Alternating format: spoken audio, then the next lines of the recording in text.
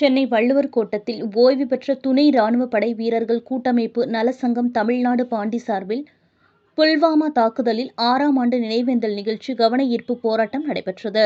முன்னதாக இந்நிகழ்விற்கு சங்கத்தின் தலைவர் எஸ்.கே. சீனிவாசன் மற்றும் டாக்டர் சசிகுமார் தலைமை வகித்தனர். அப்போது 6ஆம் ஆண்டு நினைவஞ்சலி நிகழ்ச்சியில் மலர் தூவி அஞ்சலி செலுத்தப்பட்டது. சிறப்பு விருந்தினர்கள் கலந்து கொண்டு அஞ்சலி செலுத்திய பின் கண்டன உரை நிகழ்த்தினர். நாட்டை காக்க போராடி இன்னுயிர் ஈந்த தியாகிகளே, உங்கள் பெயரால் நாங்கள் இன்று வீர சபதம் ஏற்கின்றோம். வாழியவே துணை ராணுவ படை வீரர்கள் வாழ்கவே. அதன் பின்னர் செய்தியாளர்களை சந்தித்த போது மத்திய மாநில அரசுகள் இதுவரை எங்களுடைய கோரிக்கைகளை நிறைவேற்றவில்லை.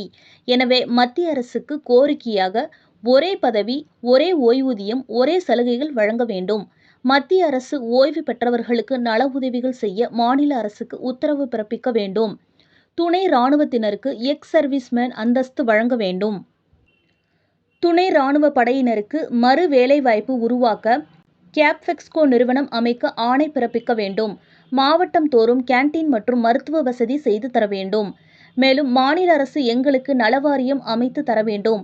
எங்களுடைய பிள்ளைகளுக்கு கல்வி வேலை வாய்ப்பில் முன்னுரிமை அளிக்க வேண்டும்.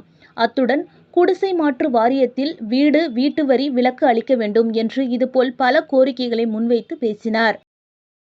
இன்று துணை ராணுவ படை வீரர்கள் நடத்தி கொண்டிருக்கும் கண்டன ஆர்ப்பாட்டத்திற்கு நேஷனல் எக்ஸ் சர்வீஸ்மேன் பார்ட்டி என்ற கூட தேசிய முன்னாள் ராணுவ கட்சியின் சார்பாக நாங்களும் இதில் கலந்து கொண்டு அவர்களுக்கு குரல் கொடுக்க வந்திருக்கிறோம்.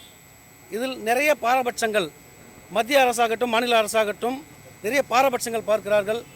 இதை கலைத்து முன்னாள் இராணுவ வீரர்களுக்கு சமமாக துணை இராணுவர்களுக்கும் நடத்த வேண்டும் என்பதுதான் எங்களுடைய கோரிக்கையும். அவர்களும் எங்களுடைய சகோதரர்கள் தான். 20 ஆண்டு காலத்திற்கு குறைவில்லாமல் எல்லையில் சேவை ஆற்றுகிறார்கள். வேலை இல்லை, சேவை. இந்த சேவைக்கான சன்மானம் இங்கே வந்தால் எந்த ஒரு மரியாதை, ஒரு மனிதனாக கூட அவர்களை மதிப்பதில்லை. மற்ற அனைத்து துறைகளிலும் அவர்களுக்கு வேலைவாய்ப்பு வழங்க வேண்டும். உயர்கல்வியில் வேலைவாய்ப்பு வழங்க வேண்டும். இது போன்ற பல்வேறு கோரிக்கைகளை அவர்கள் கடந்த 20 ஆண்டு காலமாக வைத்துக் கொண்டிருக்கிறார்கள். இதுவரை யாரும் செவி சாய்க்கவில்லை. மண்ணுக்காகவும் மக்களுக்காகவும் உழைத்துக் கொண்டிருக்கும் அவர்களுக்கு தமிழ்நாட்டில் பொதுவாக மற்ற மாநிலங்களை காட்டிலும் இங்கே மிகவும் அவலமான நிலைதான் நடந்து கொண்டிருக்கிறது. எந்த ஒரு அரசு வந்தாலும், திமுகவாகட்டும் அதிமுகவாகட்டும், எந்த ஒரு முதலமைச்சர் வந்தாலும் இவர்களை நேரில் அழைத்து இதுவரை சந்தித்ததில்லை. அவருடைய குறைகளை கேட்டதில்லை. மாதம் ஒரு முறையாவது மாவட்ட ஆட்சியாளர் அவர்கள் இவர்களை நேரில் அழைத்து இவர்களை விசாரிக்க வேண்டும். குறைதீர்ப்பு நாள் கூட்டம் முப்படை வீரர்களுக்கு நடத்தப்படுகிறது. இவர்களுக்கும் சேர்த்து நடத்த வேண்டும் என்பதுதான் எங்களுடைய கோரிக்கையாகவும் உள்ளது. எத்தனையோ வீரர்கள் உயிரிழந்திருக்கிறார்கள். தினம் உயிரிழந்து கொண்டிருக்கிறார்கள், உயிர் தியாகம் செய்கிறார்கள். இவர்களும் மனைவி மக்களை பிரிந்து, வீட்டை பிரிந்து நாட்டுக்காக தான் உழைக்கிறார்கள் என்பதை அவர்கள் ஏன் எடுத்துக்கொள்வதில்லை? ஏதோ கேட்கிறார்கள், பிச்சை ஒன்று கேட்கல. அவர்கள் வேலை செஞ்சுருக்காங்க, சேவை செஞ்சுருக்காங்க, அதுக்காக கேட்குறாங்க. இன்றைக்கி இருக்கிற தமிழ்நாடு முதலமைச்சர் ஆகட்டும், இன்றைக்கி அவருடைய மகன் உதயநிதி ஆகட்டும், இவங்க ஒரு நாளாவது பசியோடையோ பட்டினியோடையோ துப்பாக்கி சுமந்திருப்பாங்களா? இவங்களுக்கு நாட்டுப்பற்று பற்றி இவங்களுக்கு என்ன தெரியும்? இவங்களுக்கு ஒரு வீரனை பற்றி என்ன தெரியும்? உதயநிதி ஸ்டாலின் அவர்கள், துணை முதலமைச்சர் அவர்கள் ஒரு 6 மாதம் ஆர்மியில் போய் சர்வீஸ் பண்ண சொல்லுங்கள், ட்ரைனிங் பண்ண சொல்லுங்கள், போதும். நாங்கள் எல்லாத்தையும் விட்டு போயிடுறோம். எந்த ஒரு எஸ்எஸ்பி எது பாஸ் பண்ண சொல்லுங்கள். ஒரு முதலமைச்சரோட மகன் என்பதற்காக மட்டுமே அவருக்கு துணை முதலமைச்சர். அவர் பசி பார்த்துருப்பாரா, பட்னியை பார்த்துருப்பாரா, மண்ணில் படுத்திருப்பாரா, துப்பாக்கி சுமந்திருப்பாரா, எந்த செகண்ட் உயிர் போகுன்ற ஒரு நிலவில் அவர் நின்றுருப்பாரா, அவர் எல்லா விஷயம் பார்த்துருப்பாரா? அப்படிப்பட்ட இவர்களுக்கு எங்களுடைய வழி எப்படி தெரியும்? உங்களுக்கு ஒரு இராணுவ வீரன் ஓய்வு பெற்று வந்த பிறகு அவர்கள் வாங்கும் பென்ஷன் ஒரு 30,000 பென்ஷன் வச்சுங்க. அவர் இறந்த உடனே அந்த பென்ஷன், ஃபேமிலி பென்ஷன் பாதியாக கட்டாயிருது. 15,000 பென்ஷன். 15,000 பென்ஷன் வச்சுக்கின்னு அந்த வீரத்தாய் அந்த பிள்ளைகளை எப்படி காப்பாற்றுவாள்? 100% பென்ஷன் வழங்க வேண்டும் என்று பல ஆண்டு காலமாக நாங்கள் கோரிக்கை வைத்திருக்கிறோம். எங்களுடைய கோரிக்கைகள், இத்தனை கோரிக்கைகள் இருக்க, பொதுமக்களின் கோரிக்கைகள் எப்படி இருக்கும்? எங்களையே மதிப்பதில்லை. பொதுமக்களின் நிலைமை என்னவாக இருக்கும்? இவர்களுக்கு 100% ஓய்வூதியம் வழங்க வேண்டும். மருத்துவ சலுகைகள் வழங்க வேண்டும். இவர்களுக்கு பாதுகாப்பை உறுதி செய்ய வேண்டும். இராணுவ வீரன் விடுமுறையில் வந்தால் இராணுவ வீரனுக்கே பாதுகாப்பு இல்லை என்பது சொல்லும்போது துணை இராணுவ வீரர்களின் நிலைமை என்னவாக இருக்கும்? பொதுமக்களின் நிலைமை என்னவாக இருக்கும்?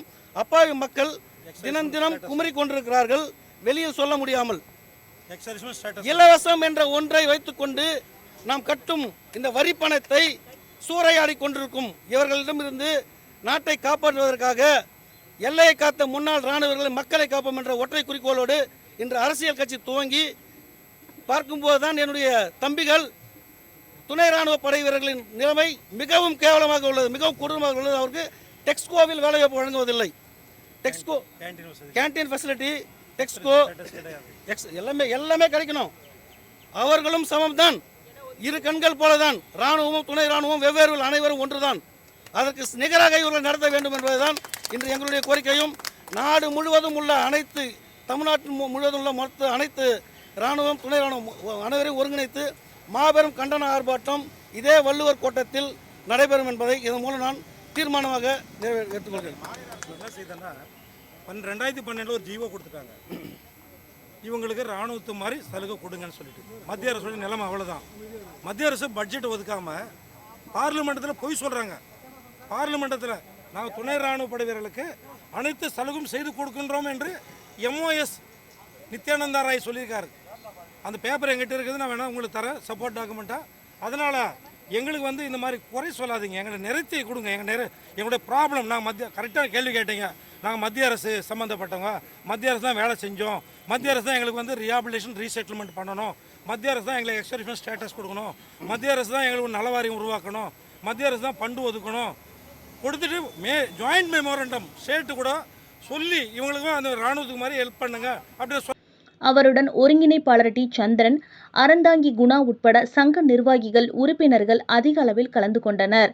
நிகழ்ச்சியின் இறுதியில் பி. ஜெகதீஷ் அவர்கள் நன்றியுரை வழங்கினார்.